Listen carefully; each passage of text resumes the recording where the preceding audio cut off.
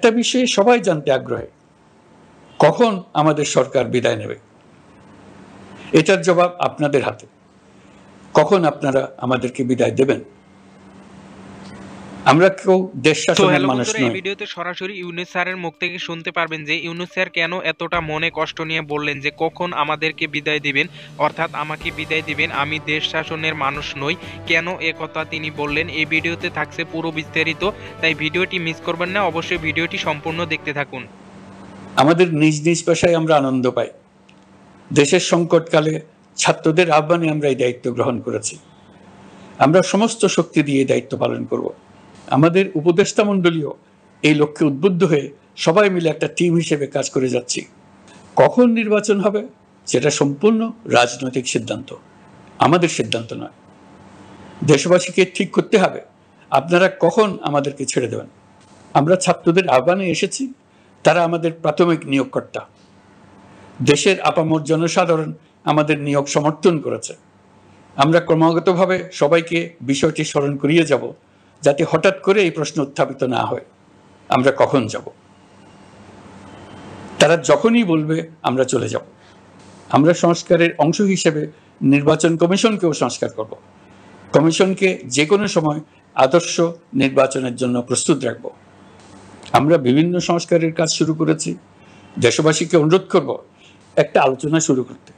আমরা সর্বনিম্ন কি কি কাজ সম্পূর্ণ করে যাব, কি কি কাজ মোটামুটি করে গেলে হবে। এই আলোচনার মাধ্যমে আমরা একটা দিক নির্দেশনা পেতে পারি। তবে চূড়ান্ত সিদ্ধান্ত রাজনৈতিক সিদ্ধান্ত, সেটা রাজনৈতিক আলোচনা থেকেই আসবে। এই দিক নির্দেশনা না পেলে আমরা দাতা সরকার এবং আন্তর্জাতিক অর্থনৈতিক প্রতিষ্ঠানসমূহের সঙ্গে আলোচনায় দৃঢ়তার সঙ্গে অগ্রসর হতে পারছি না। আমি নিশ্চয়তা দিচ্ছি, আমরা আমাদের পক্ষ থেকে মেয়াদ বৃদ্ধির কোনো প্রশ্ন তুলব না। আমরা আপনাদের সকলের দোয়া চাই। যেই কদিন আছি সেই সময়টুকু উপদেষ্টা মণ্ডলীর প্রত্যেকে নিজ নিজ সাধ্যমতো দেশের এই সংকটকালে সংকট উত্তরণে যেন নিজ নিজ মেধা সাধ্যমতো কাজে লাগাতে পারে।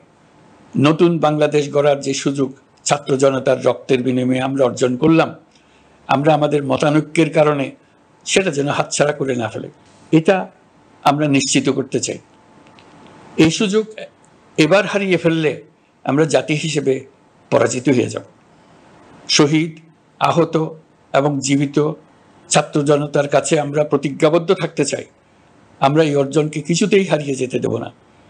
যে সুযোগ তারা আমাদেরকে দিয়েছে তার মাধ্যমে আমাদের দেশকে পৃথিবীর একটি শ্রদ্ধেয়, সকল দিকে দৃষ্টান্ত স্থাপনকারী দেশে পরিণত করতে আমরা শপথ নিয়েছি। সবশেষে আবারও আমাদের দেশের সকল মানুষ, শিশু, কিশোর কিশোরী, তরুণ তরুণী, বয়স্ক, বৃদ্ধ, নারী, পুরুষ সবার কাছে দোয়া চাইছি যেন আমরা আমাদের সকলের স্বপ্ন বাস্তবায়নে সফল হই।